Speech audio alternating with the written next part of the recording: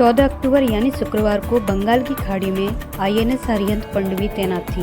भारतीय नौसेना के अधिकारियों के ट्रिगर दबाते ही इस पनडुब्बी से K-15 SLBM मिसाइल लॉन्च हुई, जिसने 750 किलोमीटर दूर टारगेट को तबाह कर दिया।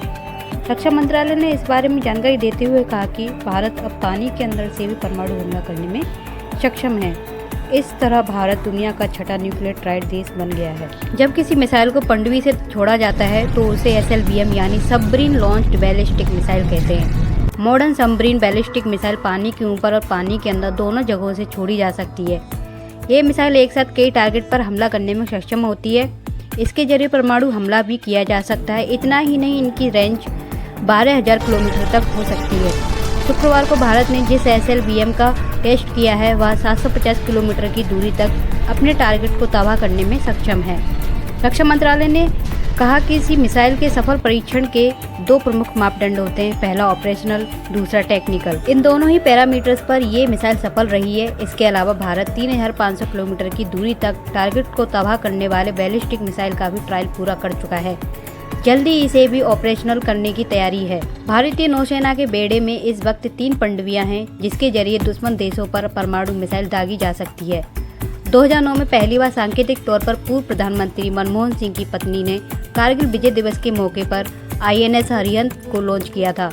इसके बाद 2016 में इसे नौसेना के बेड़े में शामिल किया गया।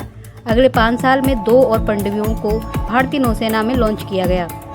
2009 में लॉन्च करने से पहले भारत ने पनडुब्बियों को दुनिया से छिपा रखा था। 1990 में भारत ने ATV यानी एडवांस टेक्नोलॉजी वेसल प्रोग्राम शुरू किया था। इसके तहत ही इन पनडुब्बियों का निर्माण शुरू हुआ। पनडुब्बियों से छोड़े जाने वाली मिसाइल यानी SLBM को बनाने की टेक्नोलॉजी न सिर्फ महंगी बल्कि कठिन भी है। इस मिसाइल को बनाने में 2 सबसे बड़ी चुनौतियां हैं। पहली चुनौती कम ऊंचाई लेकिन दूर तक जाने वाली बैलिस्टिक मिसाइल बनाना, और दूसरी चुनौती है पनडुब्बी मिसाइल को इग्निशन टेक्नोलॉजी का कठिन होना। आमतौर पर लंबी दूरी की मिसाइलों की ऊंचाई काफ़ी ज़्यादा होती है, लेकिन पनडुब्बी के अंदर लगाने के लिए इसकी ऊंचाई कम होना जरूरी है। साथ ही इस पानी के अंदर मिसाइल में इग्निशन कराना मुश्किल होता है। ऐसे में हवा के प्रेशर के जरिए मिसाइल को लॉन्च किया जाता है। पानी की सतह पर मिसाइल के आते ही इग्निशन प्रोसेस पूरा होता है। इसी प्रोसेस की वजह से मिसाइल के पिछले हिस्से में हमें आग और धुआं नजर आता है। परमाणु मिसाइलों से लैस पनडुब्बियों के नौसेना के बेड़े में शामिल होने के बाद अब भारतीय नौसेना की सबसे बड़ी चुनौती मिसाइल को पानी के अंदर से सफलतापूर्वक लॉन्च करना था। 14 अक्टूबर 2022 को भारत ने इस चुनौती को भी पार कर लिया। INS अरिहंत से K-15 SLBM के सफल परीक्षण के साथ ही भारत अमेरिका, रूस, ब्रिटेन, फ्रांस और चीन के अलावा दुनिया का छठा न्यूक्लियर ट्राइड देश बन गया है। इसे हम भारत और पाकिस्तान के उदाहरण से समझ सकते हैं। मान लीजिए भारत और पाकिस्तान कश्मीर से आतंक के मुद्दे पर युद्ध की तैयारी करने लगते हैं, परमाणु हथियार को छोड़ देते हैं, तो सैनिक शक्ति के मामले में भारत पाकिस्तान पर काफी भारी है। यानी युद्ध हुआ तो भारत की जीत तकरीबन तय है। ऐसे हालात में पाकिस्तान भारत पर परमाणु हमला करने का प्लान बनाने में जुट जाता है। अब सवाल ये है कि पाकिस्तान सबसे पहले क्या सोचेगा। इसका जवाब है कि ऐसे में पाकिस्तान की सबसे बड़ी चिंता होगी कि अगर वह परमाणु हमला करता है तो भारत भी जवाब में उस पर परमाणु हथियार इस्तेमाल करेगा।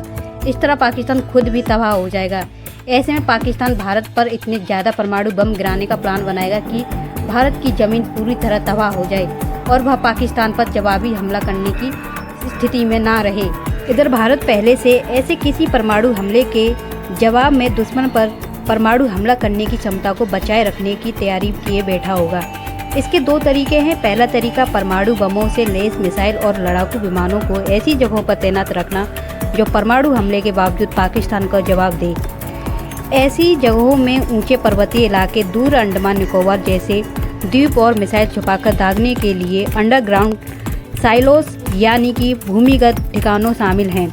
दूसरा तरीका है जमीन से दागी जाने वाली मिसाइलों और विमानों से परमाणु बम गिराने की क्षमता के साथ समुद्र में युद्धपोत और पनडुब्बियों से परमाणु मिसाइल दागने की ताकत डेवलप करना है। इनसे खास ध्यान परमाणु ईंधन से चलने वाली पनडुब्बियों पर दिया जाता है, क्योंकि युद्धपोतों को तलाश कर डुबोया जा सकता है, लेकिन गहरे समुद्र में गोता लगा रही पनडुब्बियों को तलाशना आसान नहीं है। भारत यह क्षमता विकसित कर चुका है। ऐसे ही में पाकिस्तान के सामने हमेशा यह चिंता रहेगी कि वह भारत पर चाहे कितना बड़ा परमाणु हमला कर ले, लेकिन भारत गुपचुप तरीके से विशाल समुद्र में घूम रही अपनी पनडुब्बियों के जरिए हमेशा जवाबी परमाणु हमला करके उसे तबाह करने की स्थिति में बना रहेगा। आपको वीडियो कैसी लगी कमेंट बॉक्स में ज़रूर बताएं। वीडियो को लाइक करके चैनल को सब्सक्राइब जरूर से कर लें। धन्यवाद।